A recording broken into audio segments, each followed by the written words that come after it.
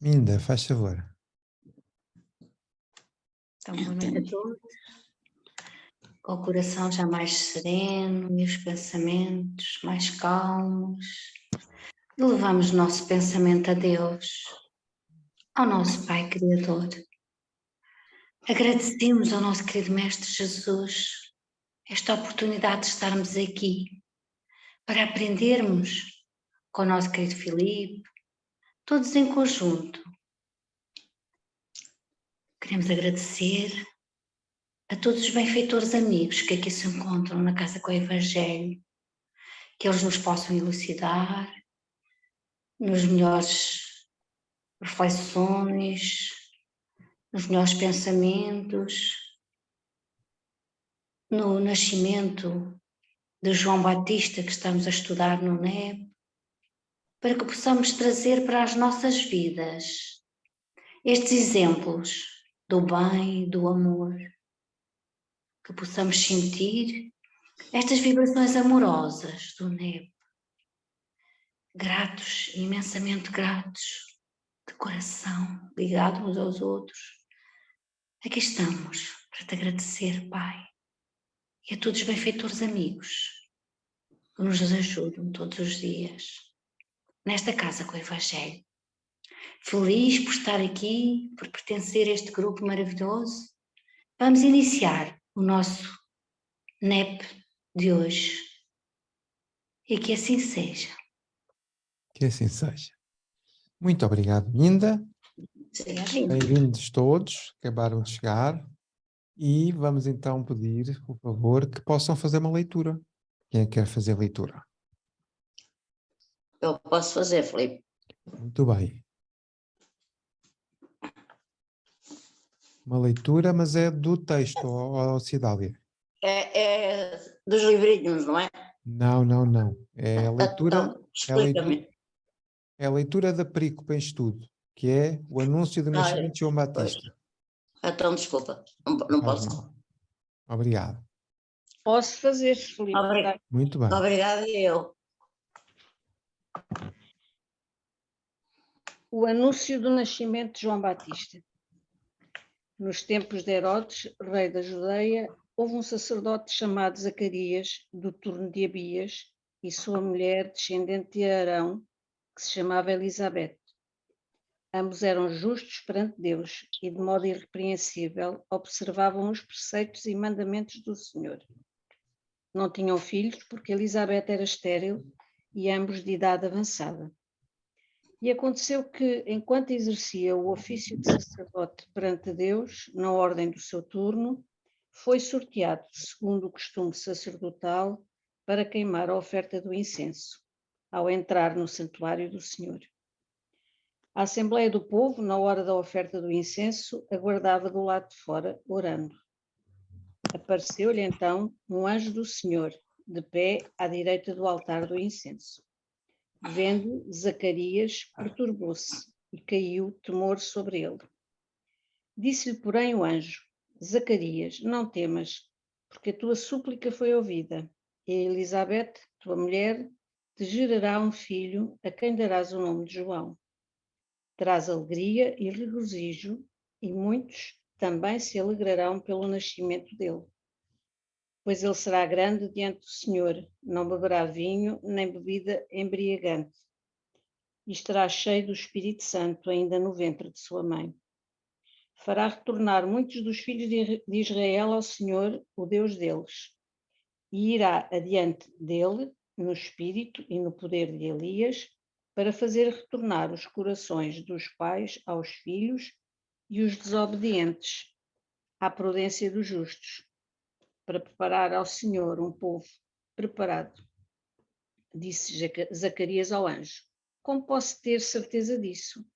Pois estou velho e minha mulher é de idade avançada. Respondeu-lhe o anjo: Eu sou Gabriel, o que permanece diante de Deus, e fui enviado para falar-te, bem como para anunciar-te essas coisas. Eis que ficarás mudo e sem poder falar até o dia em que isso acontecer, porquanto não creste nas minhas palavras, que se cumprirão no tempo oportuno. O povo esperava por Zacarias e admirava-se da sua demora no santuário. Quando saiu, não lhes podia falar e compreenderam que tivera uma visão no santuário. Acenava-lhes, mas permanecia mudo. E aconteceu que, completados os dias da sua liturgia, voltou para sua casa. Depois daqueles dias, Elizabeth, sua mulher, concebeu e ocultou-se por 5 meses, dizendo: assim tratou-me o Senhor quando me contemplou para anular a minha desonra perante os homens. Muito bem, obrigado, Nica. Nada.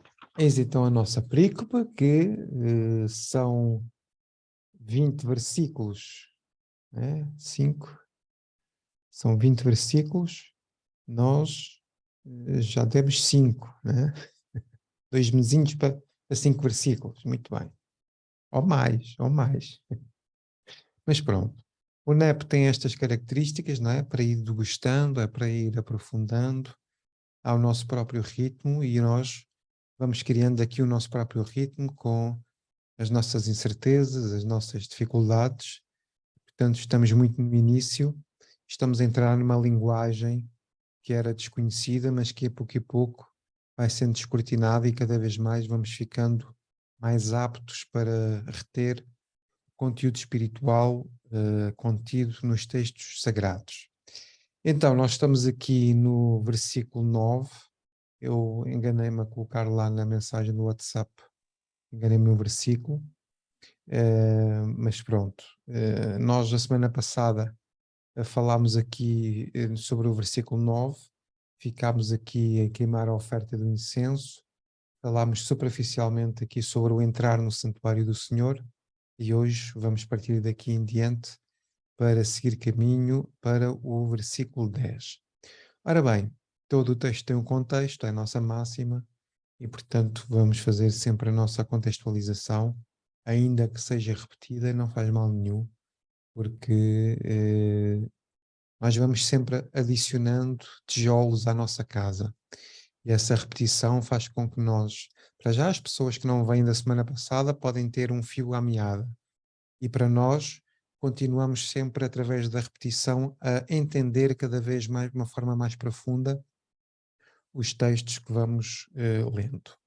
Assim sendo, portanto, quem é que se predispõe, 2 ou 3 pessoas, para fazer aqui uma breve contextualização até ao tempo em que nós ficámos a semana passada.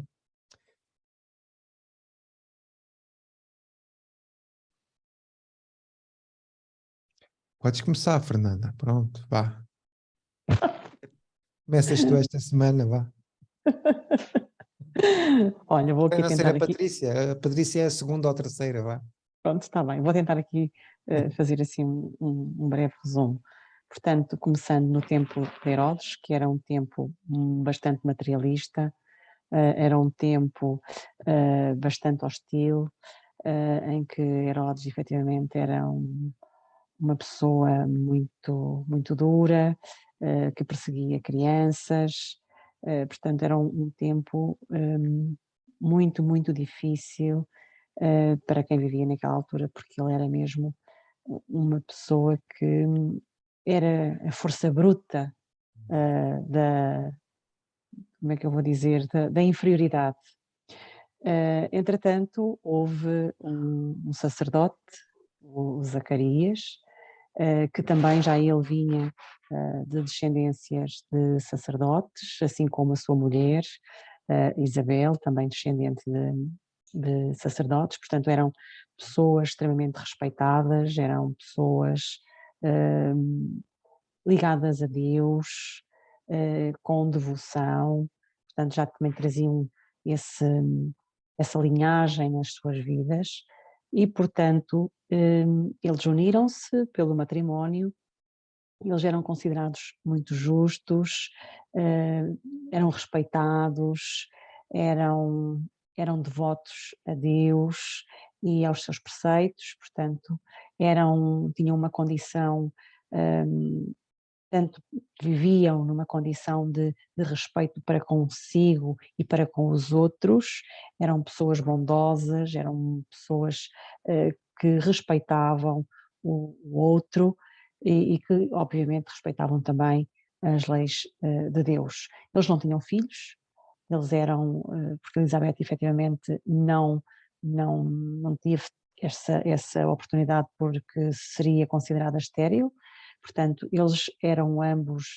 de idade avançada, não sabemos muito bem qual a idade, porque naquela altura o avançado poderia ser 40 ou não, porque naquela altura a idade a média de vida era relativamente curta, não é como é hoje, que a nossa vida prolonga-se até aos 80, 90, 100.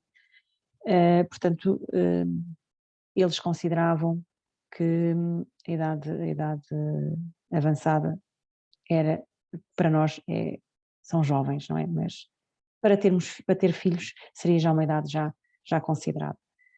Pronto, eles não podiam e não ter filhos naquela altura era um sinal de apontar dos outros para com eles. Portanto, eles eram assinalados e eram apontados porque era sinal de que não, digamos, como é que eu vou dizer, portanto não eram abençoados e portanto é porque tinham ali alguma enfermidade moral, digamos assim, pelo facto de não terem tido filhos.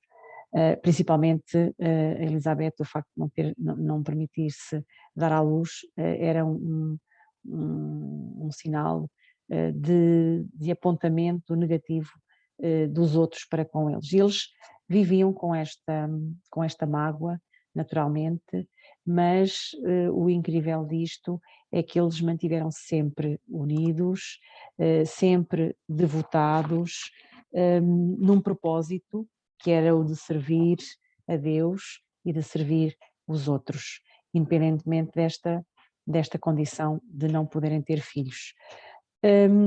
Entretanto, o Zacarias, que era sacerdote, foi sorteado, nós acompanhamos este sorteado como sendo algo que foi ao acaso. Naturalmente não foi ao acaso, porque eles já vinham com este linear que Deus lhes permitiu chegarem à Terra e, portanto, isto de todo não foi um acaso. Zacarias foi então escolhido, não é?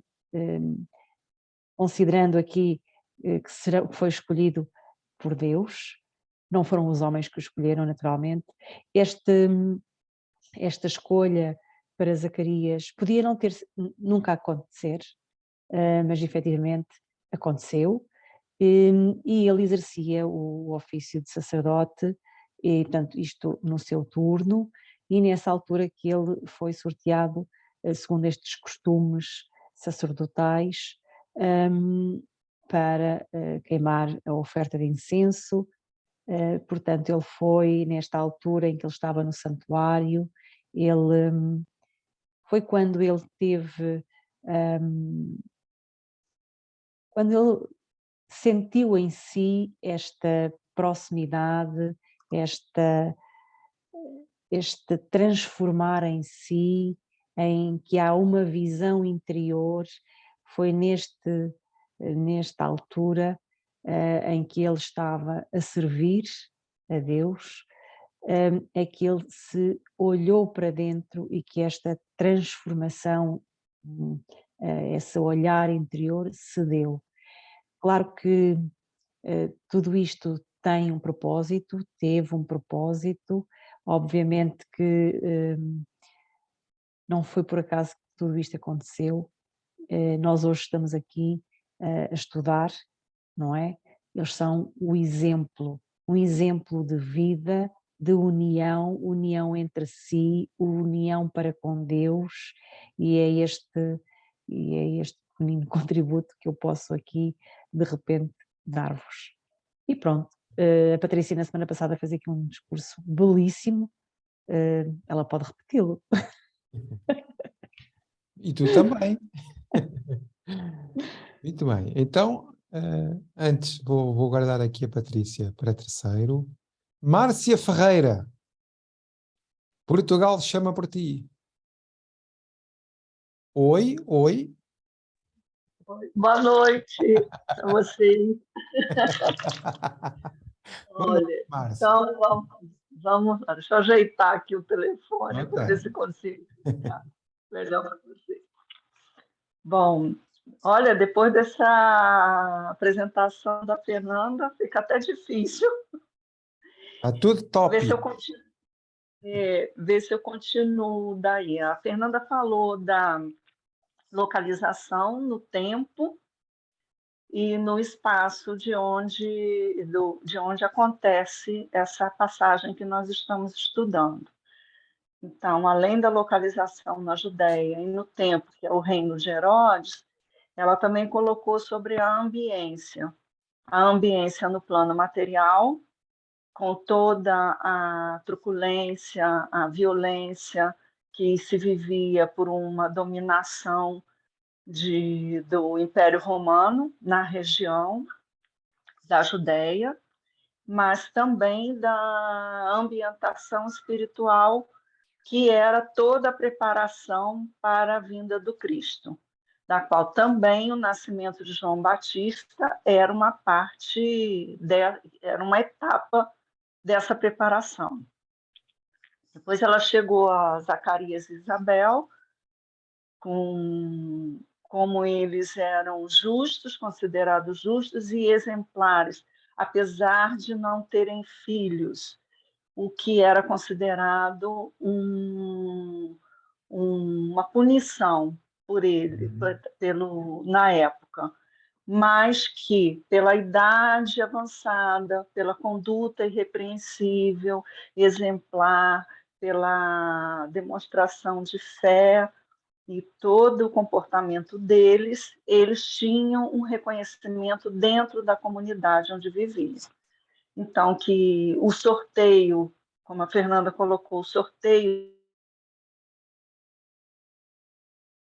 na época em que a ordem afiliado tinha que prestar esse serviço, ele foi sorteado para fazer a queima do incenso, que era o momento, o ápice de toda aquela semana dedicada ao serviço no templo. Então, que esse sorteio, nós chegamos, estudamos aqui, não teve nada de aleatório, e sim um momento, um resultado, vamos dizer, a cerejinha do bolo de todo o trabalho que ele já vinha efetuando em si mesmo, Muito bom. espiritualmente.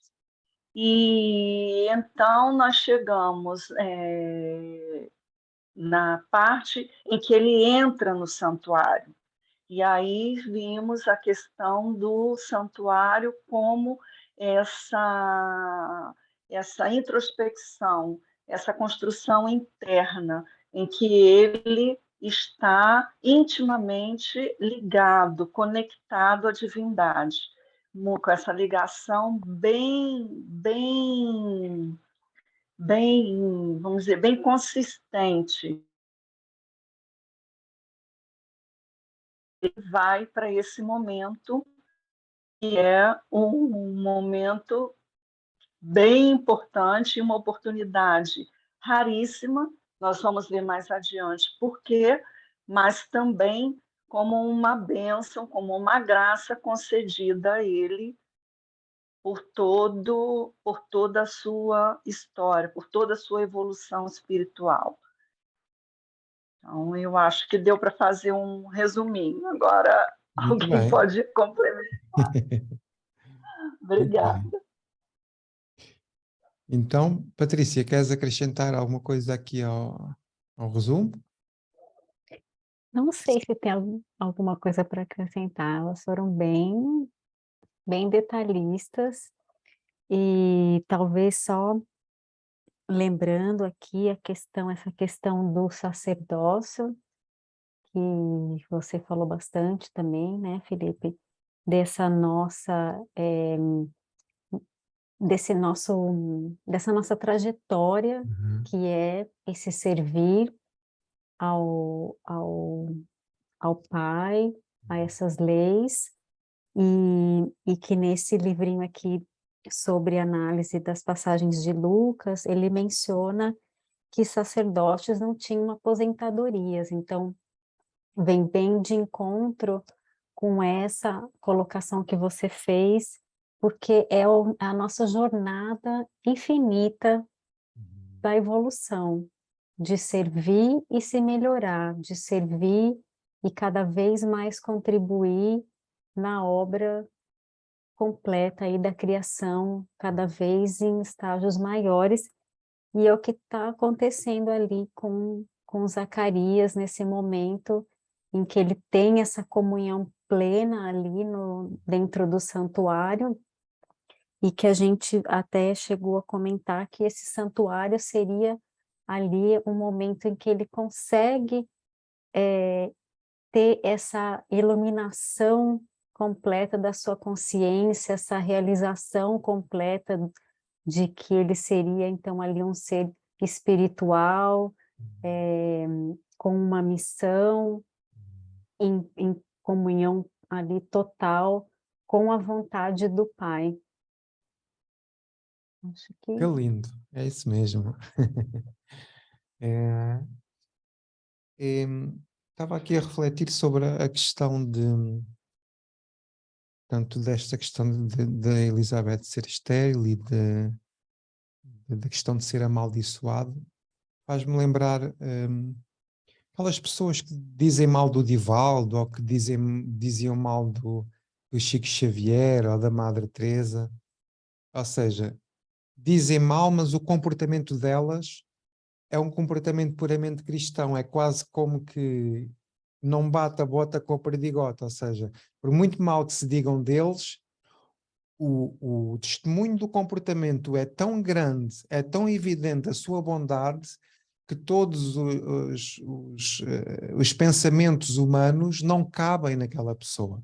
Eu acho que isso era também um pouco daquilo que se passava com a Elizabeth e com o Zacarias, é que, pese embora a sociedade entendesse que havia este amaldiçoar de Deus por ela não ser estéril, como eles tinham uma devoção a Deus e tinham um comportamento tão justo e tão em consonância com a lei divina, que granjearam talvez um respeito, não é?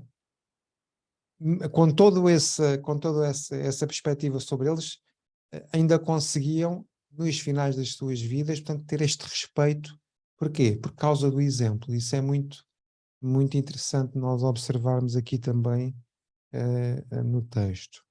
O sorteio, realmente, nós falámos em sorteio com o trabalho, não é? E o trabalho não há sorte. Quanto mais eu trabalho, mais sorte eu tenho, não é? Portanto, e isto já foi uma construção, né, espiritual, para que eles, no meio de bilhões de espíritos, fossem escolhidos para esta missão. É que esta preparação da vinda de João Batista vai ter um desdobramento no nascimento do Cristo, e o nascimento do Cristo muda toda uma humanidade. Portanto, daí que a idade avançada também pode ser entendida como espíritos maduros, como espíritos já muito ancestrais, com uma maturidade espiritual muito grande, no qual o próprio Cristo colocou sobre si mesmos tal importância que, na verdade, estamos perante um casal que tem em si os destinos da humanidade. Né? Portanto, de uma forma assim mais macro. Muito bem, então, Nica, diga lá, se faz favor, o que é que quer contribuir? É o tal danoninho, que é o queimar o incenso, que nós Muito falamos bem. aqui, que é o destruir em nós as ervas daninhas desta seara que é a vida. E adorando através deste aroma que purifica, e que é tão somente a energia que alimenta a nossa semente divina, a fé. Que eu acho que isto aqui também faz... Pronto, O acender da fé, não é? Que tínhamos falado faz esta ligação do texto em que ele foi escolhido para, simbolicamente, e transportando para nós, não é? Para esta construção que nós estamos ainda a fazer em nós. Pronto, foi só o que eu achei que ninguém ainda tinha, de alguma forma. Muito bem, e é muito, muito bom o seu contributo. Mais alguém quer dizer alguma coisa? Aqui nesta parte. Muito bem, vamos só tirar aqui 2 ou 3 pérolas morais, como eu costumo dizer. Daquilo que já vimos até agora, o que é que nós, de conteúdo moral, o que é que nós poderíamos reter para nós? Em que é que eles são exemplo? O que é que nós já depreendemos do ponto de vista moral deste texto que nós já temos estudado já quase há 3 meses, ou já mesmo há mais de 3 meses? Nanda. Isto é o conteúdo moral que eu trago para mim, para a minha vida, e que já tive o privilégio de constatar verbalmente isto. E está a ser construído em mim. Há uma palavra que a mim me diz muito de tudo. Há uma palavra que eu posso aqui resumir: perseverança. A calma em perseverar, porque em ter fé que vamos atingir determinado patamar, vamos ter fé que vamos conseguir ir mais além. Eles foram perseverantes, eles uniram-se mesmo perante tantas dificuldades, e que foram imensas, eu acredito que tenham sido imensas, mas eles foram a bom porto. E porque também sabemos que tudo está nos desígnios de Deus. E eu posso-vos dizer com garantia que neste momento eu considero que vale a pena perseverar, vale a pena entender que vamos conseguir, se aquilo que nós pretendemos conseguir consideramos que seja um bem maior, então nós vamos atingi-lo no tempo que Deus entender, não no nosso tempo. Mas eu acredito, tenho fé que lá chegaremos. E, portanto, isto vem de onde? Vem desta aliança, desta união, desta perseverança e desta ligação a Deus constante, e neste seguir das leis divinas. Não nos podemos afastar delas de maneira nenhuma, porque quando nós nos afastamos, Deus encarrega-se de nos reorganizar o caminho. E para mim, o que fica daqui efetivamente é a união deste casal e a perseverança. Para mim é a palavra-chave. Muito bem, obrigado, Fernanda. Nica? Eu vou, como é que eu ia explicar? Eu vou tirar, não só deste início, mas penso com a continuação deste trabalho, vou aqui só agarrar numa coisa que tinha tirado para falar mais à frente, mas eu acho que agora vem de encontro àquilo que eu queria dizer. Eu tirei aqui uma passagem da Revista Espírita, o Jornal de Estudos Psicológicos, feita em 1865 e publicada em agosto, e que diz: o que ensina o Espiritismo, o seu principal objetivo providencial é o melhoramento de cada um. Os mistérios que ele pode revelar são acessórios, porque ele nos abriu o santuário de todos os conhecimentos. E é isto que eu constatei, é que à medida que eu estou a construir a minha casa espiritual, porque eu ainda estava só a ver se conseguia pelo menos abrir o sítio onde a iria construir, não é, os alicerces, e agora, à medida que eu tenho tido a oportunidade de ter mais conhecimento, acho que cada passo que dou, cada conhecimento que me é dado, é mais um tijolo nesta construção, e é essa a sensação que eu tenho com todos os exemplos que me são dados. E para além do conhecimento, há outra coisa que eu, em relação a este casal, me identifico, é que é através do exemplo da nossa vivência que também mostramos, digamos, a aplicação deste conhecimento que é de agora, mas também já houve lá para trás, porque eu não cheguei aqui e tive este conhecimento e o compreendi só agora. Isto já, de alguma forma, já tinha aqui uma abertura, não é? E este casal, à época, também era isso, ele já tinha uma preparação espiritual. E daí eles conseguirem aguentar o que a sociedade, à época, de alguma forma lhes estava a imputar por não, digamos, fazer aquele percurso normal de um casal. E, de facto, quando nós nos unimos, quando nos compreendemos e nos interajudamos, a vida é muito mais fácil e faz tudo muito mais sentido. E pronto, é isto que, este resumo um bocadinho alargado que eu Obrigado. peço desculpa, cortei o som. Sim, senhor. Mais alguém quer? Fábio, vamos lá. Vamos lá. Para dizer que as minhas palavras-chave, como a Fernanda disse, é perseverança e amor. Também gosto muito de destacar o amor, porque, embora o tempo que nós vivemos, como eles viveram, há sempre turbulências, com certeza serão necessárias para o nosso desenvolvimento, e que nós não se deixemos afetar pelas turbulências que há no nosso planeta Terra, e que nós possamos cingir a nós e o que nós podemos fazer. E o que nós podemos fazer é ligar-nos a Deus, ao nosso Pai Criador, e ter esta conexão com Ele. Ter sempre a fé, a perseverança, a aceitação e com muitos mais adjetivos que nós poderíamos pôr. Mas, acima de tudo, termos a fé e a capacidade de saber e aceitar o que nos propusemos, porque conscientemente nós propusemos a isto.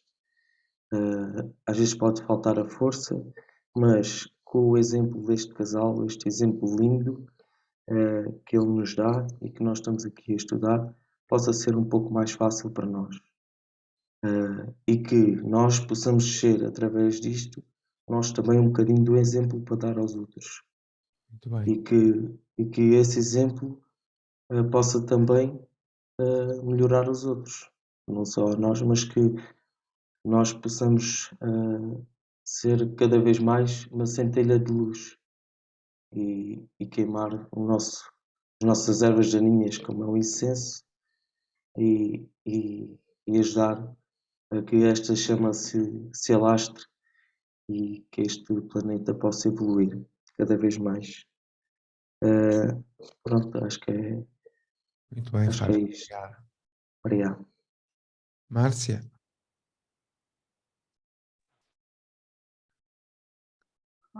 Como o conteúdo espiritual, eu estive pensando e todos nós aqui, especialmente nós encarnados aqui nesse planeta, passamos por provas. E o casal que eu vi, me chamou muita atenção, de Zacarias e Isabel, foi sempre o destaque que Lucas deu a eles, a preparação deles, a construção espiritual deles, onde eles estavam, onde as conquistas que eles já haviam adquirido até aquele momento. E eles têm uma provação bastante, ou expiação, bastante dura. E a forma como eles enfrentam isso foi o que os distinguiu dos demais espíritos, das demais pessoas da comunidade. Então, eu tirei assim como lição para mim a forma como nós passamos pelas nossas dificuldades. Porque nós temos várias mensagens e a prece para nos conectar com o Cristo, com os espíritos elevados, para que ela alcance lá, e nós teremos sempre uma resposta. Mas essa resposta aparece e ela vem de acordo com o nosso entendimento e com a nossa capacidade de ação.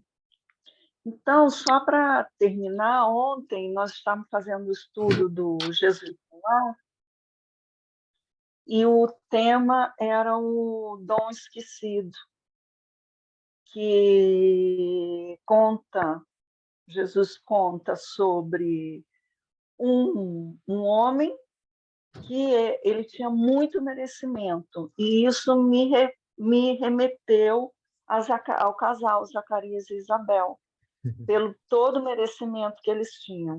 E a ele foi concedida a permissão de abeirar-se do anjo dispensador dos dons divinos que florescem no mundo. E aí ele foi pedindo abastança, ele pediu saúde, ele pediu poder, e ele foi pedindo todas essas benesses. Todas lhes foram concedidas, e em todas as situações ele não se sentiu realizado com aquela concessão do alto. Então, por que eu estou colocando isso? Porque a cada nova dádiva que ele recebia, ele não se situava bem no mundo. Então, ficou muito assim gritante para mim que não é só a gente conquistar a virtude em sua potência máxima, o que não nos é possível no estágio evolutivo no qual nos encontramos agora. Mas mesmo que nos fosse concedida toda essa potência, a potência máxima de uma virtude, nós precisamos saber como utilizá-la no mundo. E foi esse exemplo de uma virtude de coragem, de abnegação, de persistência do casal que os conduziu àquela a conquista do direito da bênção de ter um filho. Então, isso me chamou, eu fiz um cruzamento dessa mensagem de Jesus no Lar, por isso, porque eu entendi que a gente, além de querer conquistar as virtudes, é sabê-las aplicar no mundo, onde nós estamos. Não adianta ter, porque, embora seja uma conquista nossa, individual, que nós, com certeza, tivemos auxílios dos nossos companheiros para essa conquista, ela de nada serve se a gente não souber aplicar no mundo, como um exemplo àqueles que nos cercam. Não sei se ficou claro. Ficou, sim, senhora. Muito bem. Muito obrigado. Olha, eu também apontei aqui algumas palavras, né? Palavras-chave. Me chama a atenção a fidelidade, né? A fidelidade ao serviço, a fidelidade a Deus, que toca ali depois também com a perseverança, né? Do não desistir, do perante as adversidades mantermos sempre fiéis com a chama acesa, a chama do amor, a chama da fé, a chama do serviço. É muito importante perante as adversidades. Depois, o desenvolvimento de uma fé profunda, né? É preciso uma fé muito grande para passar toda esta jornada de provas e expiações, a coragem que é necessário ter perante o apontar dos dedos, perante o julgamento, para que isso não te derrube e que te permita continuar sempre adiante, independentemente dessas questões externas. Nós conhecemos também a nossa fragilidade e acabamos muitas vezes também por ficar sentidos com esse tipo de julgamentos e esse tipo de situações. Depois o poder do testemunho, né? Nós vimos que os espíritos evoluídos têm sempre grandes testemunhos, não é? Têm sempre vidas de amor que acabam por ser uma referência para muitos, mas não são vidas fáceis, porque estão sempre com estes julgamentos, sempre com stresses do mundo espiritual, do mundo físico, portanto estão sempre sobre eles, de facto, muita pressão. Depois a questão aqui das provas, não é? Da adversidade e da superação das provas, o amor, como o Fábio falou, portanto, é o combustível para superar tudo isto, a comunhão com Deus, não é? Que se nota muito grande, Zacarias e dela, e depois eu destaquei aqui uma palavra que não se utiliza na doutrina espírita, mas que eu gosto, que é o milagre, aconteceu um milagre a ela, e de facto essa é a promessa de Deus para as nossas vidas, é que ocorrem autênticos milagres para todo aquele que persevera no Senhor. Portanto, estas são assim um resumo. Eu quis fazer isto para a gente ter aqui uma visão ampla daquilo que já estudámos e fazer tipo aqui um resumo grande daquilo que já estudámos, porque agora vamos mergulhar para o texto e vamos muito mais capacitados para retirar mais pérolas espirituais. Então, a semana passada nós ficámos aqui então no versículo 9, que foi sorteado segundo o costume sacerdotal para queimar a oferta do incenso ao entrar no santuário do Senhor. Portanto, houve aqui um sorteio que teve muito trabalho, que ativou aqui, portanto, a oferta do incenso, ou seja, o acender da fé, da chama, do movimento interior, depois que faz entrar no santuário, no Santo dos Santos, porque estamos a falar numa sinagoga, não é? O Santo dos Santos era um local, como já disse, onde só entrava o sumo sacerdote, e portanto estamos a falar de um sítio sagrado, de um cantinho sagrado, e é aquele cantinho que todos nós acabamos por ter dentro de nós, de uma estreita ligação nossa de espíritos criados pela sua vontade, algures no tempo simples e ignorantes, mas que trazemos connosco este santuário interno. Então, vamos aprofundar aqui um bocadinho a questão do santuário e do próprio Senhor. Não sei se vocês viram alguma coisa em relação a isto.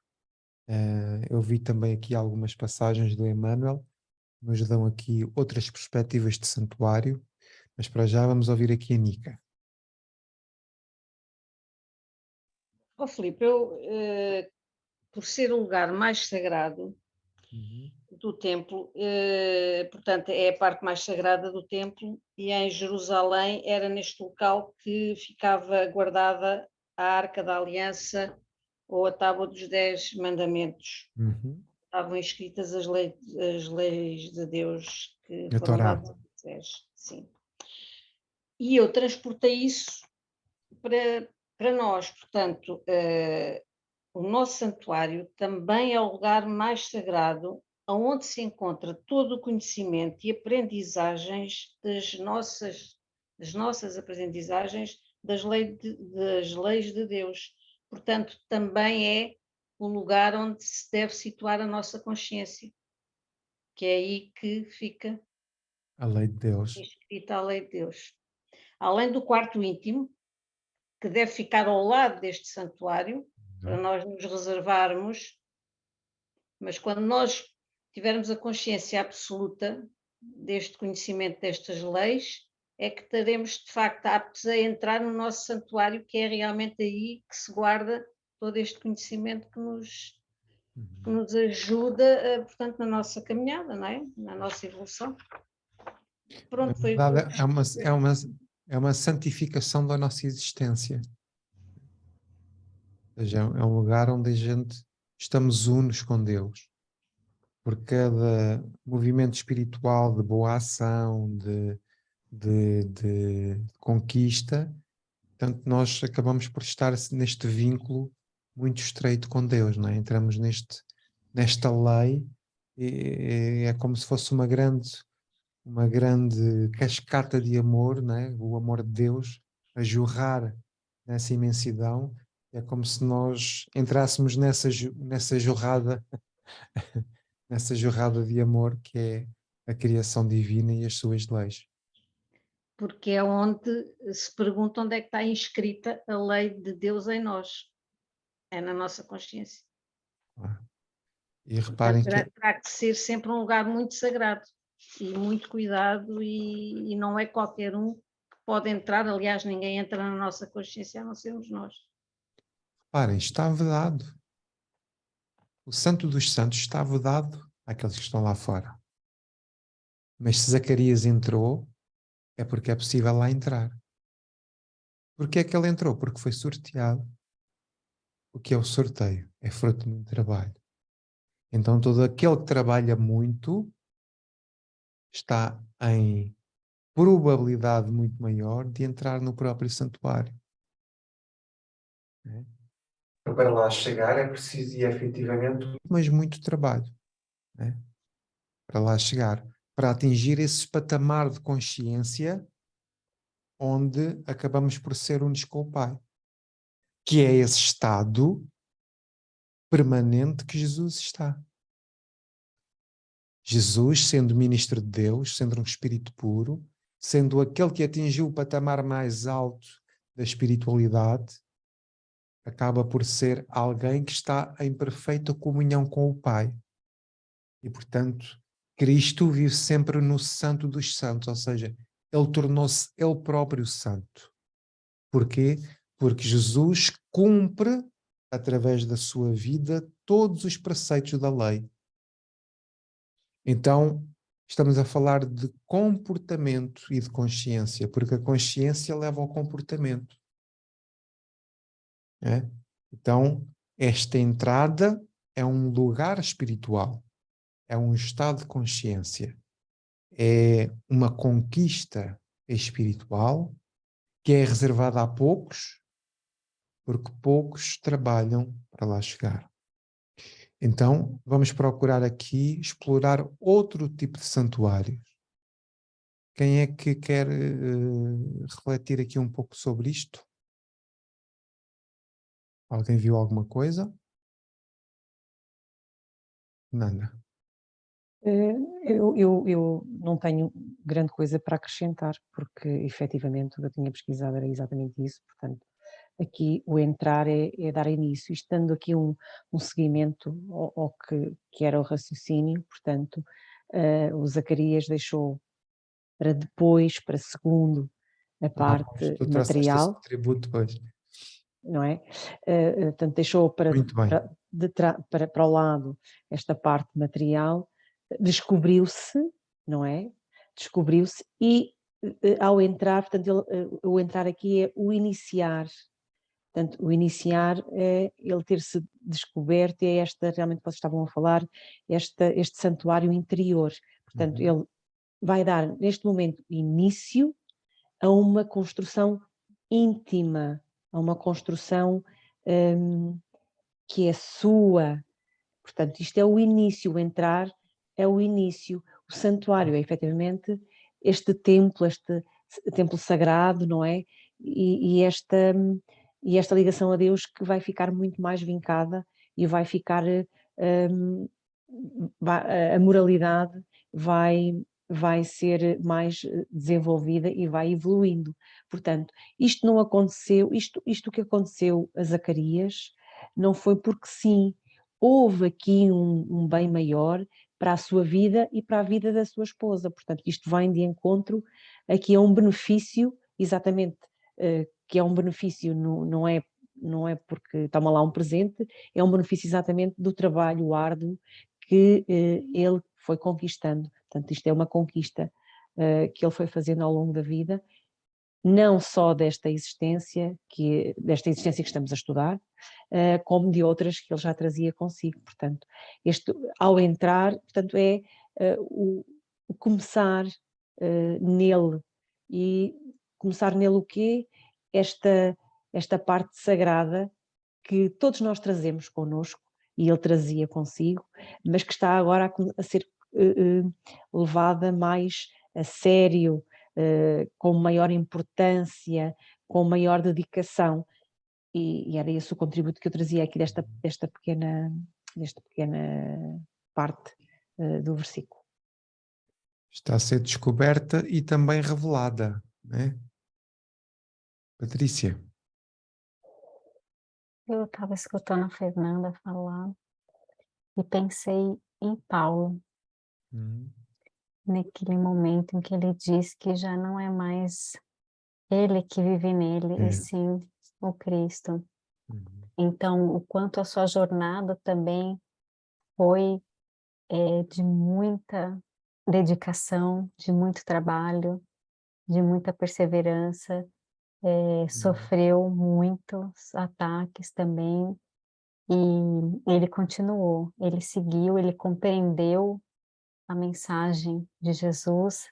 Acho que a gente pode dizer que esse momento, esse iniciar dele foi ali na estrada de Damasco, quando ele recebe, né, a visita ali, a presença do Cristo que o ilumina e que momentaneamente o cega, mas o coloca para olhar para dentro, o coloca para se despertar, assim como Zacarias, nesse momento, entrando ali no santuário, vai ter essa oportunidade de entrar nessa comunhão com essa parte essencial dessa busca do reino de Deus dentro de nós, dos nossos corações, e aí ao final vamos poder dizer que já temos essa vivência plena em nós e a mensagem vive em nós, né? Somos a mensagem aí, esse exemplo também que o Fábio falou, poderemos ser esses exemplos aí vivos, como esses personagens foram para nós. Isso é algo incrível, porque é falar com propriedade, sabem? É falar, não é um falar teórico, é um falar com uma vivência de testemunho, testemunhal, não é? Quando o Paulo diz isso, já diz isso passando pelas coisas mais loucas, não é? Por amor ao Cristo. E, portanto, ele depois de passar por tudo isso, compreendeu que realmente ele próprio já estava a ser um exemplo. Ele próprio estava a dar um testemunho profundo. Ele estava externamente muito diferente, né? Mas internamente o coração já não cabia. Né? As virtudes já não cabiam. Ele já não conseguia ser de outra maneira. Ele tinha compreendido que toda aquela estrada tinha sido exatamente aquilo que o Cristo queria que ele fizesse. E essa palavra é uma conquista da alta esfera espiritual. É do movimento, do reconhecimento interno profundo. Né? É talvez aquilo que nós almejamos todos enquanto estamos encarnados. Que a gente um dia olhe para a nossa vida, para o nosso próprio testemunho individual, para o nosso próprio esforço, para o acender da nossa própria chama, e a gente um dia diga com propriedade: não posso dizer, já não sou eu quem vive, é o Cristo que vive em mim, que isso soava à prepotência, não é? Mas que a gente se sinta com orgulho, não é? De também nós termos sido fiéis a Deus, de também nós podermos ter sido exemplo para alguém, também nós podermos ter feito a nossa jornada com as nossas dificuldades, mas que também nós pudéssemos ter perseverado até ao fim. E isto é espetacular. Nica, faz favor. Eu acho que já todos estamos na nossa estrada de Damasco. Nós começámos todos na estrada de Damasco. literalmente, e não só, mas o nosso caminho passa por aí, Uhum. fatalmente e necessariamente. Pronto, era só. Que bom. Fernanda Malva. É exatamente, a Anica disse por outras palavras, mas era o que eu vinha a dizer. O que é que está a acontecer em nós? Mas, Isto é uma pergunta. O que é que o NEP está a fazer em nós? Todos nós temos vidas difíceis, uns mais, outros menos. Não vamos aqui quantificar qual é maior, com maior dificuldade, isso não é possível, mas cada um tem a sua sensibilidade. Mas nós também estamos à prova, a cada dia, a cada instante. claro. E, portanto, e estas provas servem para quê? Para que nós trabalhemos. Lá está, Zacarias trabalhou, Isabel trabalhou e nós estamos a trabalhar. Então, que este trabalho, que tenhamos a fé e a esperança, a perseverança de que este trabalho vai dar frutos. Então, nós estamos a viver o exemplo de Zacarias e Isabel. Por isso é que eu dizia no início, para mim a palavra-chave é perseverança, porque se nós estamos no trabalho, nós lá à frente vamos receber exatamente aquilo que colhemos.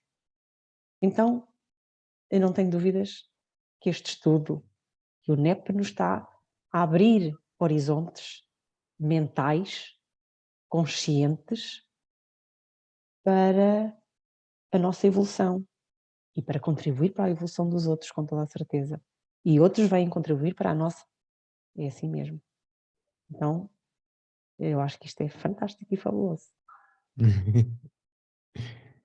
Espetáculo. Muito bem.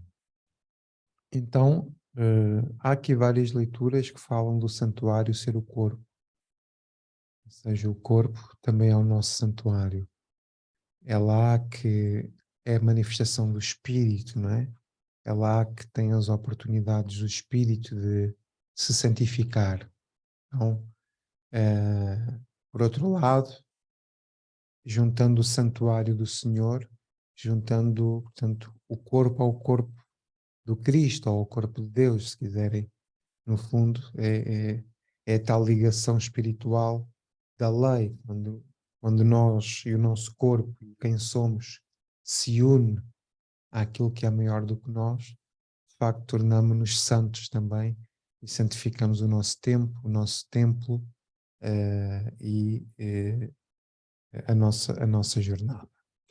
Ora, portanto, ouvi aqui esta questão do santuário ser o corpo.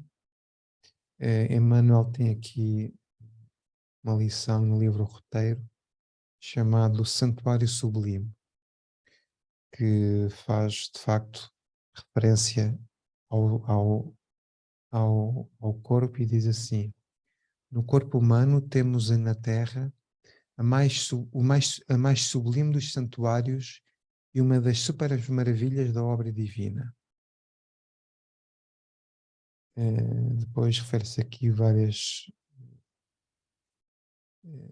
A bênção de um corpo, ainda que mutilado ou disforme na Terra, é como preciosa oportunidade de aperfeiçoamento espiritual, o maior de todos os dons que o nosso planeta pode oferecer.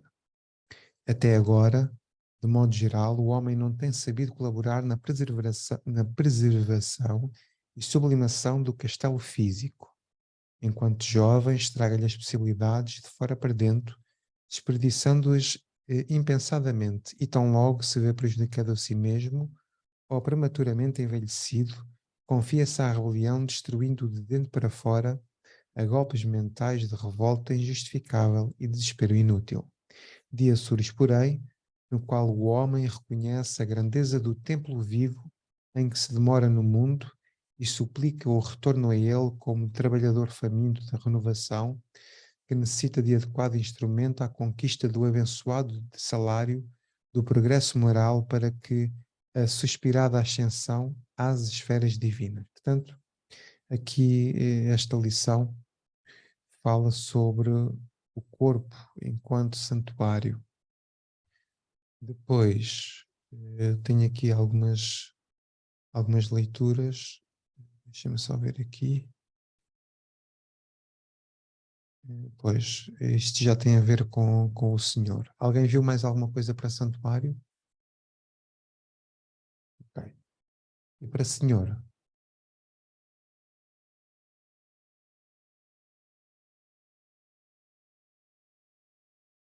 Não?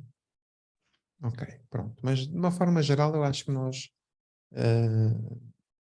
já também as ideias principais deste excerto eu acho que já estão também refletidas. O que é que vocês acham? Seguimos adiante? Sim?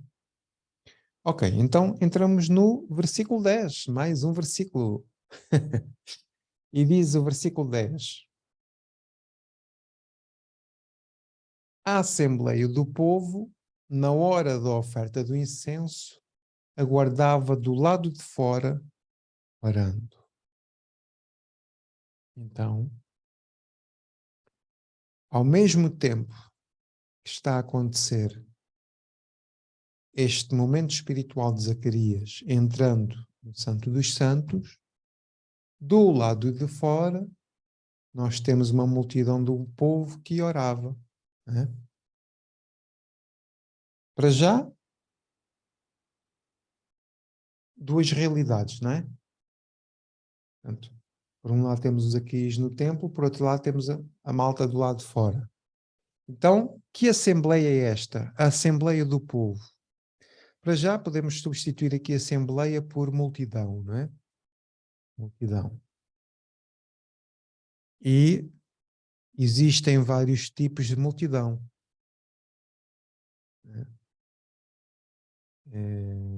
Também poderia ser substituído por turba. Diga lá, Nica. Eu vou dizer o meu trabalho de casa. Pronto. Em relação a esta passagem, eu transportei para a realidade, porque também não tive muito vagar de ir pesquisar coisas para complementar. Mas a Assembleia transpus a Assembleia como símbolo da humanidade. E depois, na hora, eu transpus no momento certo, na hora certa, para a humanidade se desprender dos bens materiais, que é a oferta que nós fazemos, através da queima do incenso, é o desprendimento dos bens materiais. Foi isso que nós lá atrás vimos, não foi? Fizemos essa analogia. Portanto, a humanidade estava fora deste contexto, não é? De evolução já e de elevação moral, que estaria dentro do templo, simbolizado por Zacarias, e cá fora estamos nós, no fundo,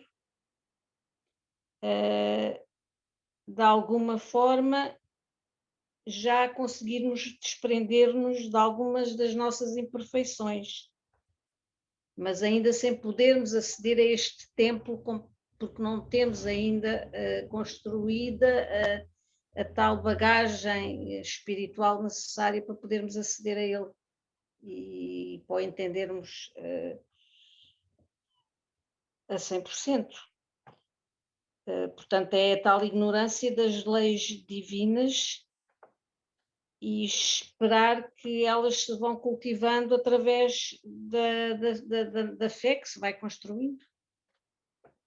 Pronto, eu fiz assim esta desconstrução de alguma forma da passagem.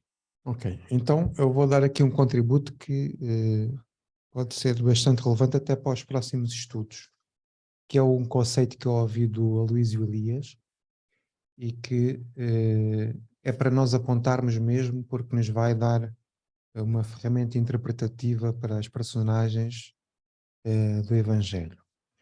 O Aloísio, a certa altura no miudinho, falou sobre 4 tipos de personagens no Evangelho. Ou seja, 4 tipos de padrões de personagens no Evangelho. Os primeiros são os inimigos, que são aqueles que, do ponto de vista da mensagem, estão mais afastados do Cristo, são as pessoas que não querem nada com o Cristo, são as pessoas que são os adversários do Cristo. São quem? Por exemplo, Herodes, Pilatos, os doutores da lei, são os fariseus, são os saduceus, e portanto esse grupo de personagens são aqueles que estão afastados da mensagem do Cristo. Ok? Depois, o segundo grupo de personagens é a personagem da multidão. Isso é que eu me lembrei aqui da multidão. E quem é a multidão? A multidão são aquelas pessoas que se enternecem com a mensagem do Cristo, que se emocionam com a mensagem do Cristo, mas são pessoas voláteis, ou seja, são pessoas que são inconstantes. São aquelas pessoas que fazem preces de manhã e durante a tarde dizem mal uns dos outros. São as pessoas que refletem sobre a mensagem do Cristo, mas que também têm as suas imperfeições morais e, portanto, é uma vivência oscilante relativamente à mensagem de Jesus.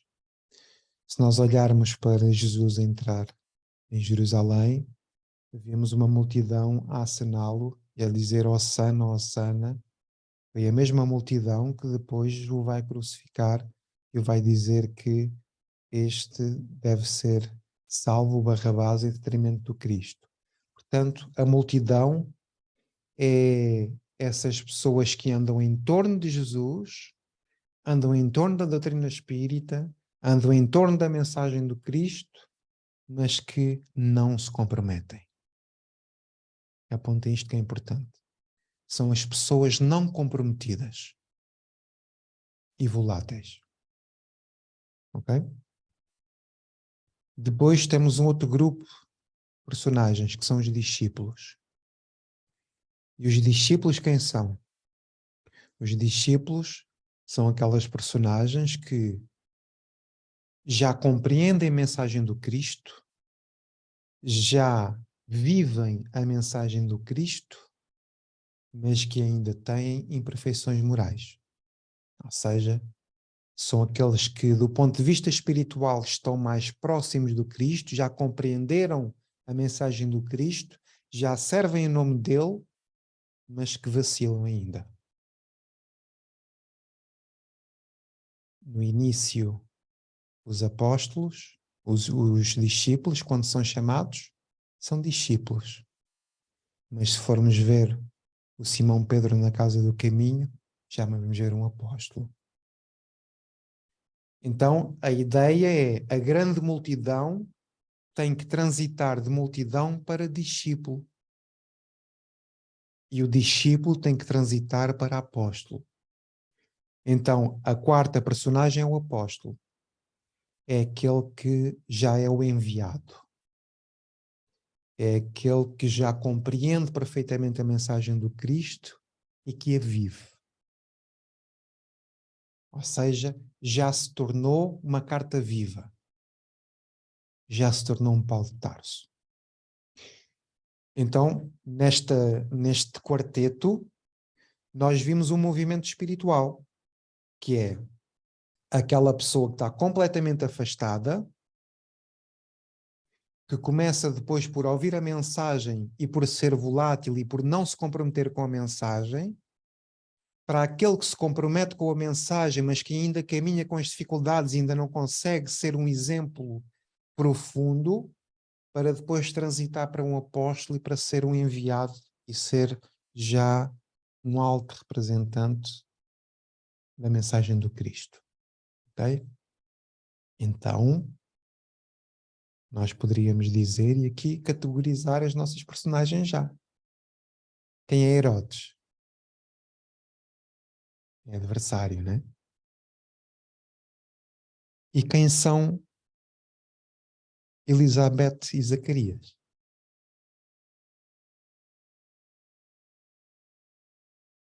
Discípulos? Apóstolos? O que é que vocês Discípulos. acham? Discípulos. Discípulos? Estão a caminhar para o apostolado, que é neste reconhecimento que aconteceu aqui interior, neste momento, eu acredito que seja aí, então, que seja este renascer para o apostolado. Olha, o meu coração diz-me que eles já são apóstolos. Eu acho que eles já são apóstolos. Eles já são enviados. Isso eu não tenho dúvida. Eles já foram enviados. E por isso, amigos, é que eles suportam tanta coisa. Porque o Cristo só envia para o mar alto, para os grandes testemunhos, para os movimentos mais adversos, os apóstolos.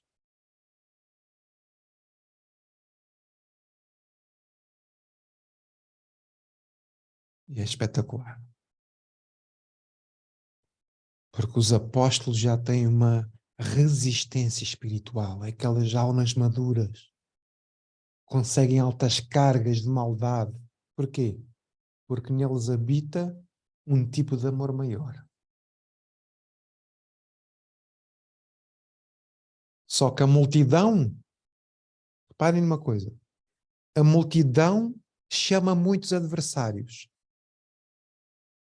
Os discípulos chamam muita multidão.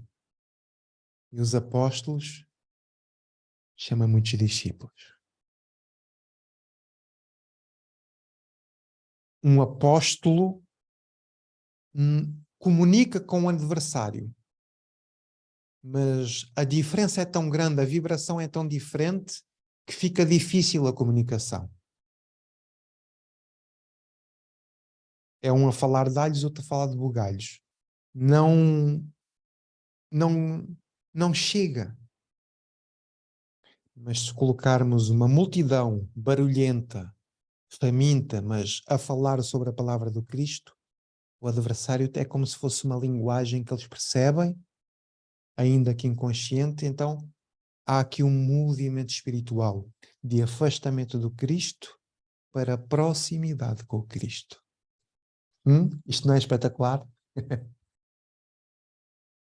Ora, Márcia, desculpa aqui ter usurpado aqui a palavra, mas isto era de facto importante. Diz, Márcia. Nossa, Felipe, eu só tenho a agradecer, porque essa informação que você nos trouxe esclarece muita coisa para esse evangelho todo de Lucas e para todos os outros, Claro. né? Porque eu fiquei pensando na questão da multidão, assim Exato. como você pensou. E eu vi, e era isso que eu ia perguntar, porque eu vi dois papéis na multidão. Primeiro, a multidão ficar do lado de fora, disse que aquilo era um momento muito íntimo para Zacarias. Então, é um momento em que ele deveria estar só, ele e Deus. Ele e a sua construção, a sua ligação com Deus. Então, eu vi isso. Mas também o texto diz que a multidão estava do lado de fora, mas estava orando. Então, de alguma forma, a multidão, naquele momento, estava lhe dando algum suporte em oração, para que a sua tarefa, dentro que a multidão ignorava, a tarefa de Zacarias, a multidão não via, sabia o que queria fazer lá, mas não tinha acesso, mas estava lhe dando algum suporte para que aquela tarefa fosse bem sucedida. Então, naquele momento, o fato deles estarem em oração, aí que me deu essa dúvida. Porque a multidão, aí, quando você trouxe essa explicação, ficou bem claro, porque eles estão no momento de sentir e de vibrar com a mensagem do Cristo. Mas né? daqui a pouco Ali, já podem não embora estar. mas não, mas naquele momento, de alguma forma, eles estavam ali e estavam contribuindo. Então, se aproveitou aquele momento, a utilidade, como aqui várias vezes você já colocou, e outras pessoas também, que nada se perde. Então, naquele momento, era importante aquela contribuição. Então, ficou claro, porque também a gente pensa na multidão, na crucificação de Jesus. Como que eles puderam escolher Barrabás e não Jesus? Então, é muito da condução e do acesso que se tem. Naquele momento, como tinha toda uma preparação, eles estavam ali e, de alguma forma, estavam contribuindo para dando um suporte, okay, para que Zacarias tivesse êxito em sua função, na sua tarefa lá no centro. Então, com essa explicação, ficou mais claro que existe essa oscilação dentro. Uma outra dúvida que eu vou colocar aqui para você, mas eu acho que isso é para se tratar, talvez a gente trate disso depois. Era um casal, Zacarias e Isabel. E quando Lucas fala eles serem irrepreensíveis, ele não se refere só a Zacarias, ele se refere aos dois. Claro. Ele coloca os dois no mesmo patamar. E aí nós vemos que, por questões, vamos dizer assim, sociais, das práticas da época, do entendimento da época da sociedade, as mulheres não era permitido que ingressassem no templo. Não, Eram os homens, não havia sacerdotisas. eram só sacerdotes. Mas era essa a minha dúvida. Isabel também estava no mesmo nível que Zacarias, Exato. porque ela engravida. Então, não é como se fosse dado a ela, vamos dizer assim, uma concessão especial para que ela participasse de algo que concernia exclusivamente a Zacarias, mas aos dois. E aí, eu não sei se eu queria confirmar esse meu entendimento, Sim, de que claro. os dois, embora ele tivesse ido ao templo, ele tivesse tudo que a gente vai ver mais depois, o contato com o anjo, e tudo apareceu a ele, e tudo a ele, mas que ela também se encontraria no mesmo patamar que ele. Claro. Eu acho que o termo sacerdote pode responder essa pergunta. Porquê? Porque o sacerdote é um intermediário de Deus. Zacarias está dentro da cultura a ser intermediário de Deus nos seus rituais e na sua liturgia. Mas está aqui, está a ser representante de Deus. E Isabel também, mas de uma outra forma, porque o facto dela sofrer toda essa influência negativa, esse julgamento, e dar testemunho de bondade, perseverança e de ser uma pessoa justa, também está a ter um outro tipo de sacerdócio. É como se fosse um sacerdócio civil, entre aspas. É?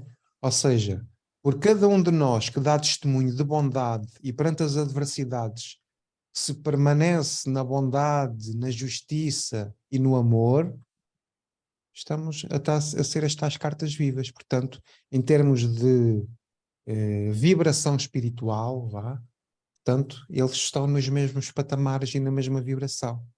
Por isso conseguem, porque se houvesse um que estivesse um pouco mais abaixo, a união não se fazia com tanta serenidade, não é?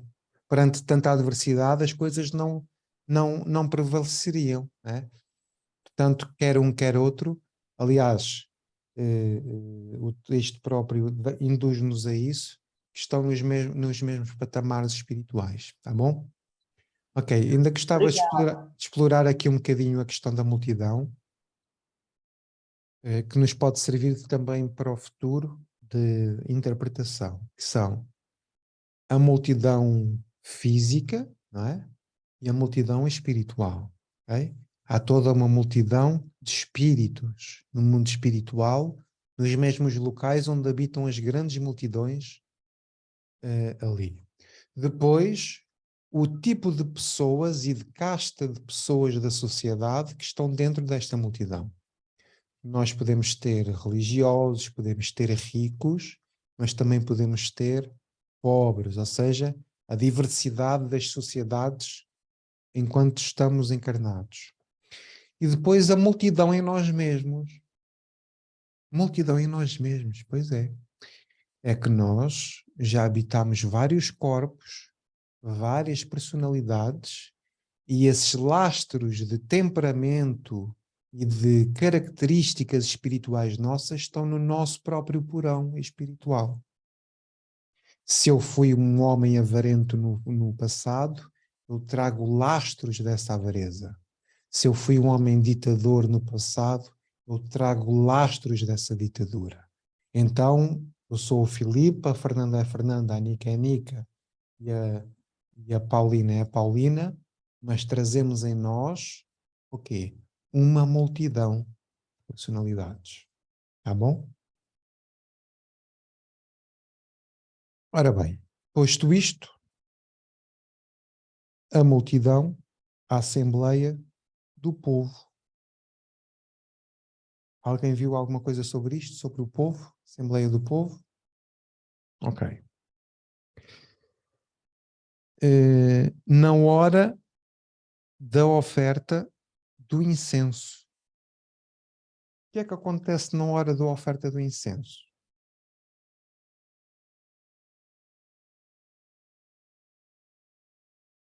Quando há a oferta do incenso, o que é que será que ocorre nesse momento?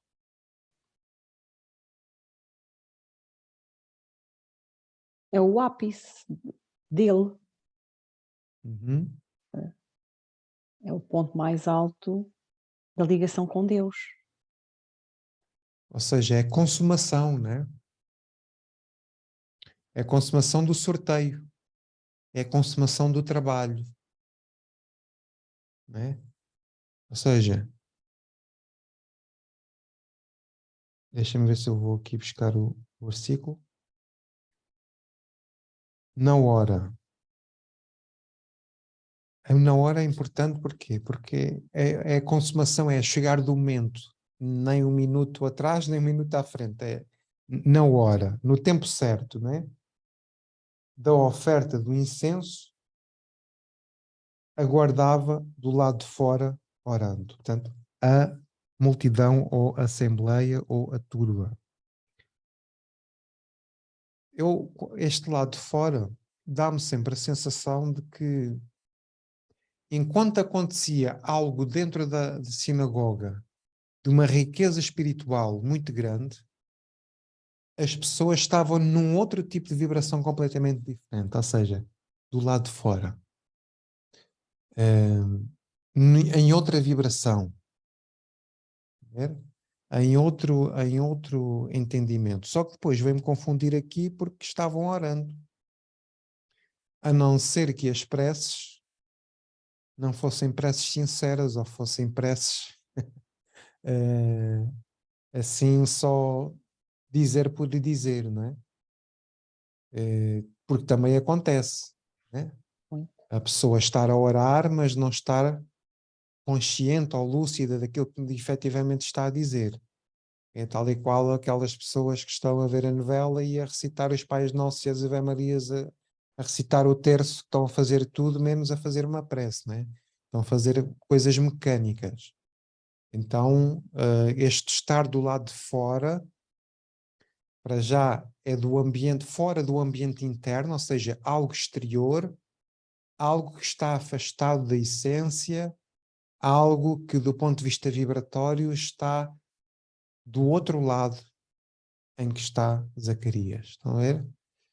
Agora não sei se esta minha interpretação, se esta minha ideia Deixa-me só possa dizer, estar correta, porque Só dizer uma coisa. Estou simplesmente a debitar informação que é para a gente poder chegar a alguma conclusão. Mas agora estou-me a lembrar, mas não sei onde fui buscar isto, sei que fui buscar alguns, mas não me recordo. Temos que perceber o seguinte, Zacarias estava envolto numa multidão, também. Uma multidão espiritual, que estava numa vibração completamente diferente daquela que estava do lado de fora. Exato. E muitas vezes, nós e outros, nas grandes aflições, estamos em oração até, mas depois, quando acalma a aflição, fazemos o nosso dia-a-dia, como se esquecemos que já passámos pela aflição e, portanto, retomamos o nosso ritmo que nós já trazíamos antes da aflição. Portanto, nós naquele instante até podemos estar concentrados, não é? Sim, a multidão tem essa característica, não é? Portanto, é essa facilidade com que é aquele ápice, parece um eletrocardiograma, não é? O eletrocardiograma tem aqueles picos da sístole, não é? E portanto nós somos essas pessoas, às vezes temos assim uns atos de loucura e santificamos a nossa existência e depois já ficamos logo linhas retas, ou seja, mortos. Exatamente. Portanto, aqui eu também faço esta divisão entre estas multidões. A multidão espiritual que estava a envolver Zacarias e tinha que ser uma multidão também e com grandiosidade para Zacarias poder eclodir nesta sua fase, não é? E tinha que haver, de certo modo, aqui uma separação da vibração que havia lá fora, porque senão Zacarias não dava este passo. Ele tem que estar aqui envolvido nesta multidão de benfeitores, e tínhamos que fazer aqui a separação dos outros. Tem que haver aqui uma separação, senão não era possível. Eu acho que sim, sabem porquê? Porque um apóstolo é um apóstolo e a multidão é a multidão. Estão a ver das posições espirituais que eu falei há pouco? Se eles são apóstolos, não podem estar na mesma vibração que a multidão. Então são coisas antagónicas. Porque os atos de um apóstolo serão sempre diferentes de um ato da multidão.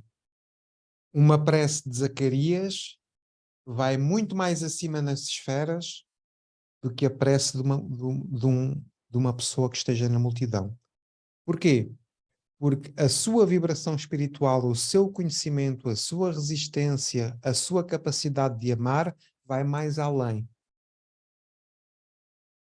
Então, isso significa que a multidão, estando lá de fora, estando mais afastada, faz preces, mas acaba por não atingir o quê? As esferas um pouco mais avançadas, ou mais celestes, ou mais que é assim, posições espirituais há ao infinito, não é? Cada um de nós tem a nossa vibração, a nossa própria esfera, não é? Porque quem nós somos, trazemos a nossa própria vibração.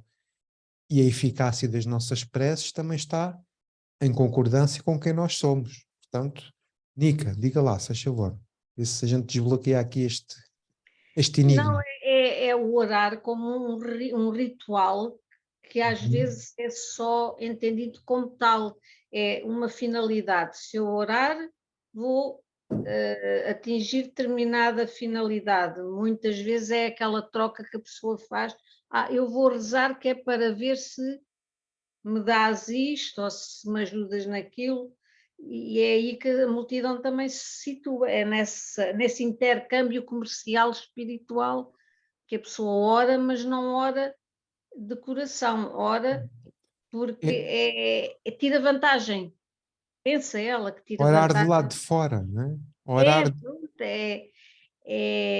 não é orar de dentro para fora, é um orar que faz ricochete, nem sequer entra aqui, bate aqui. Não sei se estou a fazer Mas entender. reparem que Jesus vai repreender os fariseus e os religiosos exatamente por causa disto. Porque iam para as praças para serem adorados pelos homens e não para falarem efetivamente com Deus. Então havia, do ponto de vista cultural, também essa ostentação, quer das preces, quer do jejum, quer do dar da esmola. Ou seja, havia toda esta questão que era dar esmola para ser visto pelos homens, era fazer preces muito bonitas e ostentar preces para se dizerem muito espiritualizados, e era fazer também muito jejum e desfigurar a cara. Estou mesmo a ver fazer uma coisa destas. A desfigurar a cara para as pessoas pensarem que estava num jejum profundo, porque significava o quê? Significava um maior desenvolvimento espiritual. Então, neste sentido, faria sentido, salvo a redundância, que as pessoas ou multidão, estando numa cultura judaica, estando do lado de fora a orar, as suas preces possam ser preces exteriores, mas não preces vindas do sentimento. Filipe, Fernanda. posso complementar? Peço Sim, diga. Estou a dizer, daí a necessidade de nós termos o nosso santuário, porque é aí que estamos imunes e protegidos ao ruído mais exterior. Podemos ter também uma multidão à nossa volta, mas como há uma afinidade mais subtil, se eu posso utilizar este termo, não é? Já não teremos essa influência negativa que poderemos encontrar se estivermos envolvidos por uma multidão exterior, não é? Portanto, temos sempre que recorrer, e é sempre um ato íntimo. O orar é sempre uma coisa íntima, não é uma coisa para se mostrar, digo eu. Muito bem, obrigado, Nica. Fernanda. Eu quero aqui relembrar uma coisa, que eles estavam lá de fora, estavam a aguardar. Nós todos estamos fadados para progredir. E nós vamos progredindo usando os costumes, e os costumes vão nos fazendo refletir e vão nos fazer evoluir, que foi isso que aconteceu a Zacarias. E do lado de fora, a multidão estava a aguardar. Mas a aguardar o quê? Não nos podemos esquecer. Cada um, no seu momento, vai subir um degrau. E a multidão do lado de fora também vai subir o degrau. Então esse degrau vai sendo olhado, melhor, esta multidão que estava lá de fora vai observando os costumes. Ao observar os costumes, vai, de certo modo, começar a refletir. E nesta reflexão vai fazer mudanças. Então, era necessário esta multidão estar do lado de fora, porque era o momento para que esta multidão pudesse começar a refletir em si. Não quer dizer que fosse naquele instante, mas era um princípio, porque nós vamos também pelo exemplo. E esta multidão também estava aqui a olhar como exemplo. Então, porque Zacarias, efetivamente, é e foi um exemplo. Então, eu faço aqui esta ligação, que me parece lógica, sim. Sim, porque é no momento em que ele faz a oferta do incenso, portanto, sobretudo, não sabemos se há contacto visual deles com ele ou não, ou seja... Mas mesmo que não haja. Pois. Mas mesmo que não haja. Porque nós estudamos aqui no anterior, no versículo anterior, que foi sorteado segundo o costume sacerdotal. Portanto, já era do conhecimento geral que isso acontecia. Era comum porque só acontecia uma vez por ano, não é? Portanto, era um momento, era um ápice de um ritualismo religioso, de uma cerimónia religiosa, vá. Ele foi para aquilo que era hábito fazer-se. Exato.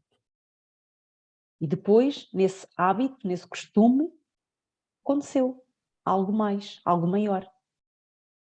Esta multidão que está do lado de fora, parece-me a mim que também tudo isto é um contributo para esta multidão que está do lado de fora. Tem que ser, não vejo outro... Márcia quer dar um contributo. Pois, aqui o lado de fora também pode ser visto como este afastamento espiritual, que necessita de exemplos para a sua própria conversão, ou seja, para que eles mesmos possam ir ao seu santuário íntimo onde o próprio Zacarias já está. Exatamente. Né? Ou seja, perante este percurso espiritual, lá está o exemplo daqueles que estão mais adiantados relativamente aos que estão mais atrasados, portanto faz fundamental, daí esta questão do lado de fora, ou seja, mais afastados do Santo dos Santos, não é? Porque esta longevidade não é só física, né? É longevidade também espiritual, e assim também acaba por fazer sentido. Márcia, a descodificadora de enigmas, vamos lá. Ah, nossa, tem que rir com isso. Não, bem na linha de por onde vocês foram, era que eu tinha pensado na questão da multidão, porque Jesus sempre esteve junto à multidão. Uhum. Então, nesse momento, aí bem de acordo com o que a Fernanda colocou e você, nesse momento, Zacarias estava só, que era um momento de testemunho dele, de vivência dele, como tudo que a gente já colocou aqui. Mas a multidão precisa ver isso, precisa aprender com isso. E aí, eu estava numa mensagem de Emmanuel, que ele intitulada Auxílio Eficiente, em que ele começa e diz assim: o homem que se distancia da multidão raramente assume posição digna frente a ela. Lá está. Então, é um distanciamento, porque nós vamos ver isso em Jesus, quando ele se recolhe ao horto, ele vai orar, ele leva 3 apóstolos com ele, mas ele se recolhe, tem um momento íntimo, e nós vamos ver isso várias passagens nos evangelhos. Mas ele volta para a multidão, Então, é bem ao encontro do que vocês estavam falando. Então, Emmanuel termina dizendo assim: quem se honra, pois, de servir a Jesus, imite-lhe o exemplo. Ajude o irmão mais próximo a dignificar a vida, a edificar-se pelo trabalho sadio e a sentir-se melhor. Então, ele chama o auxílio eficiente de Jesus num parágrafo anterior. Ele diz que Jesus, porém, traçou o programa desejável, instituindo o auxílio eficiente, observando que os filhos do povo se aproximavam dele, como nesse momento estavam do lado de fora, mas estavam ali, querendo de alguma forma, participando de alguma forma. Começou a ensinar-lhes o caminho reto, dando-nos a perceber que a obra educativa da multidão desafia os religiosos e cientistas de todos os tempos. Então, já havia uma obra, vamos usar as palavras de Emmanuel, uma obra educativa para aquela multidão que estava ali, todo dentro desse contexto. Ele não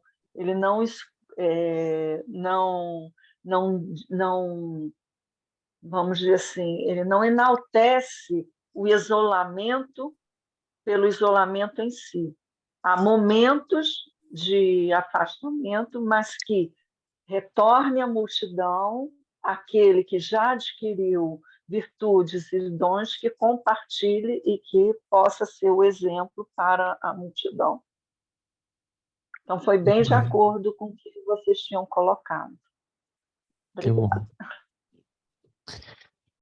E ainda temos depois a multidão enquanto humanidade, não é? A multidão de espíritos, a multidão do mundo. Agora, na linha também daquilo que estamos a dizer, trazendo isto para os dias de hoje, estamos aqui num santuário nosso, não é? O nosso santo dos santos, que é o NEP. Quanta multidão está do lado de fora? Quantas pessoas não conhecem o Cristo? Quantas pessoas estão afastadas da sua espiritualidade? Jesus várias vezes refere-se à multidão como ovelhas perdidas que não têm pastor no Evangelho. Diz, uma multidão, foi das passagens que mais gostei de estudar no Evangelho por Emmanuel de Mateus, foi esta multidão. É como que ovelhas perdidas sem pastor. Porque eu também me senti uma ovelha perdida sem pastor e isso tocou-me bastante. As pessoas que andam sem rumo, nos próprios vícios, nos próprios maus hábitos, sem serenidade, sem paz, vivem sempre enervadas, vivem sempre revoltadas, vivem sempre sem paz no coração, escravas dos seus próprios pensamentos, escravos do seu pensamento materialista, escravos do trabalho, escravos do dinheiro, escravos do seu orgulho. E depois aparece Jesus como este grande pastor, né? Este grande educador, que neste caso o Zacarias e a Isabel, a Elizabeth, acabam por ser seus altos representantes e, portanto, como Cristo ainda não nasceu, envia os seus enviados e, portanto, há toda uma multidão à espera dos nossos próprios exemplos. Era aqui que eu queria chegar. Há toda uma multidão à nossa volta, física e espiritual, à espera dos nossos momentos de oferta de incenso e de entrada nos Santos dos Santos. Por cada prece que a gente faça sincera em favor de alguém, estará sempre alguém a ver-nos. Estará sempre alguém a sentir as nossas mais suaves vibrações. E nós, nesses silêncios que somos só nós e Deus, ainda que inconscientemente, estamos a ser sacerdotes, a ser exemplos. Então lembremos-nos sempre dos vários tipos de multidão que podem estar fora, porque sendo este santuário algo muito íntimo nosso, e sendo este santuário um espaço onde só há espaço para nós e Deus, nós vamos ter sempre alguém do lado de fora, encarnado ou desencarnado, à espera de que o nosso exemplo seja em concordância com a lei. E isto é altamente responsabilizador para nós. Porque nós que estamos aqui, estamos em construção, como a Fernanda disse, como o prólogo do Lucas disse, mas é que a nossa vivência seja de facto esta concretização desta obra divina em nós. Porque quanto mais ela fica solidificada em nós, mais nós somos exemplo. Mais multidões atraímos para nós. Talvez mais odiados seremos. Mas também, para aqueles que têm ouvido e ouvir, mais serão convertidos por nós. Por isso Jesus vai dizer ao Simão Pedro: Pedro, não temas. A partir de hoje serás pescador de homens. Esta frase é Zacarias no templo, a dar o testemunho com a sua própria vida. Nica. Ia repetir o que o Filipe já tinha dito. Eu ia dizer que, quer queiramos, quer não, o nosso compromisso é um sacerdócio. É mesmo. Que inspira, nós muitas vezes inspiramos pessoas que nem sequer estamos a pensar nisso, ou nem sequer julgamos as repercussões que os nossos atos ou as nossas palavras possam ter nas outras pessoas. E que esses exemplos sejam de facto de bondade e com tragam o perfume do Cristo, não é? Tragam aquele perfume cristão, aquele perfume de bondade, aquele perfume do amor, né? Patrícia.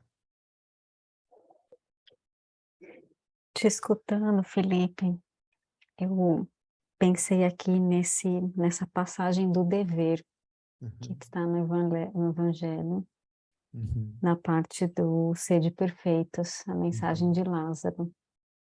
E é como se fosse esse momento que Zacarias entende seu dever, esse dever de ser exemplo e de cumprir sinceramente esse dever que nos cabe a todos, para que a gente possa passar essa mensagem, ser essa mensagem viva, né? Que ele fala que o dever é obrigação moral.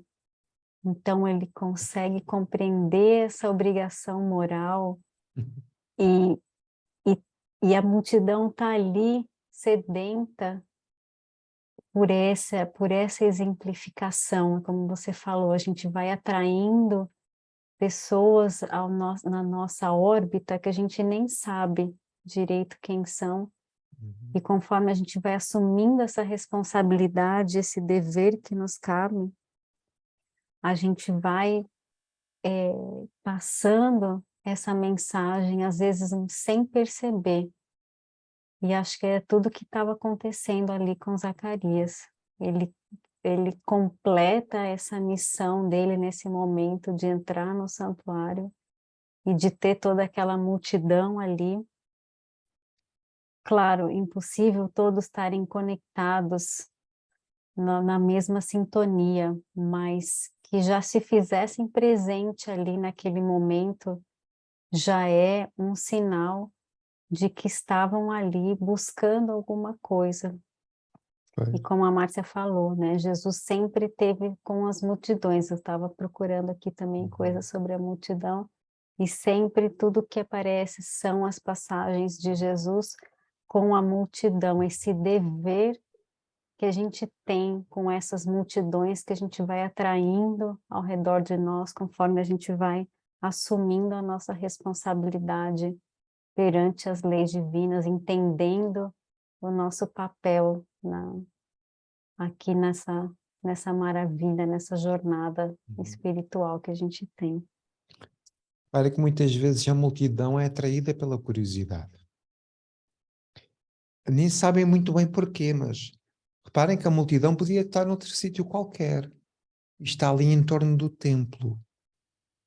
O que significa que, do ponto de vista espiritual, já há o quê? Já há lá uma sementinha, né, que os faz estar, nem que seja para dizer mal, nem que seja para ver se está a correr tudo bem, mas já há ali uma sementinha aí muito insípida que está pronta para ouvir e para brotar.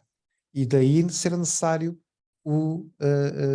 os exemplos, os grandes exemplos.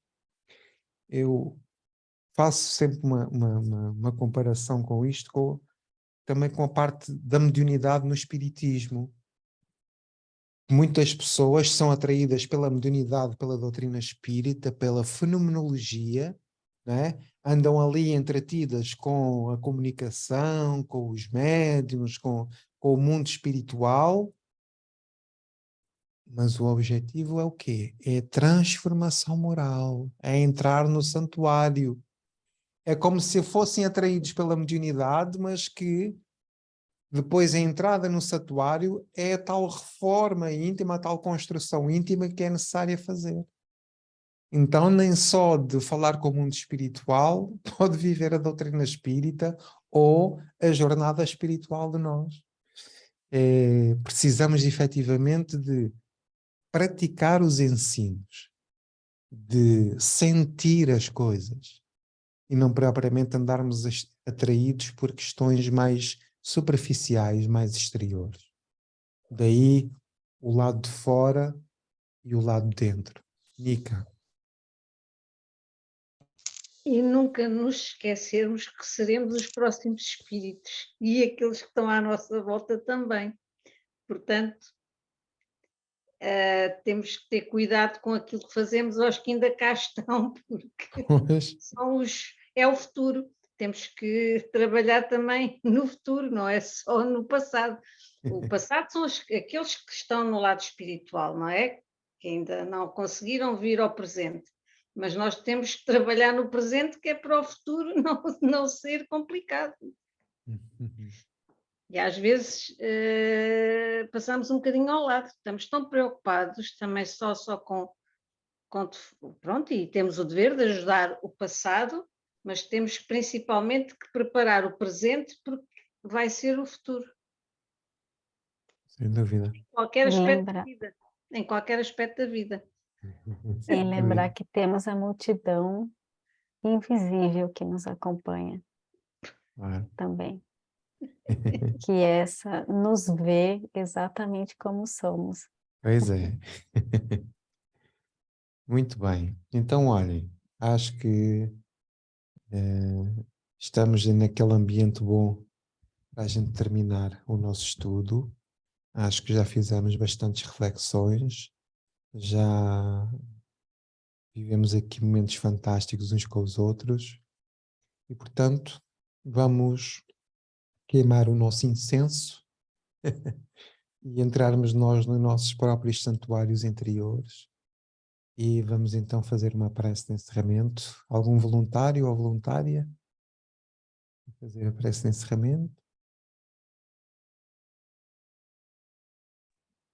Pode ser o capitão. E senhora?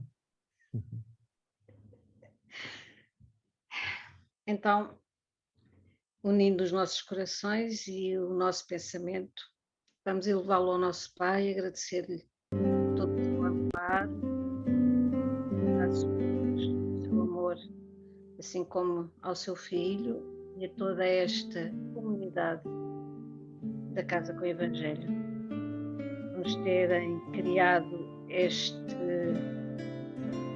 conforto, esta boa energia que nos envolveu durante este NEP. Eu senti-me muito, muito bem acompanhada e muito ajudada.